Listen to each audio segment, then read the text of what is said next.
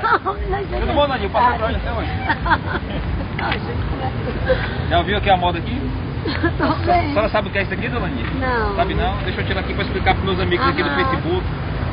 Isso aqui é um pinico. Mas não é um pinico qualquer não, viu, galera?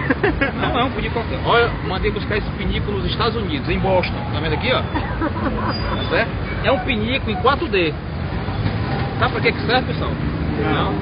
Isso aqui é para mim quando eu vou assistir a propaganda eleitoral que não é gratuita, que nós pagamos no nosso bolso. Então, para assistir tanta merda só com pinico importado dos Estados Unidos. Porque é merda demais que esses caras falam no horário político.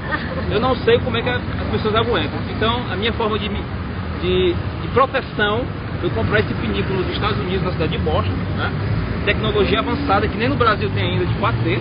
Né? Eu boto aqui na cabecinha e estou seguro e protegido contra a quantidade de merda jogada na televisão pra gente. Né? Então, cuidado, viu? Valorize seu voto.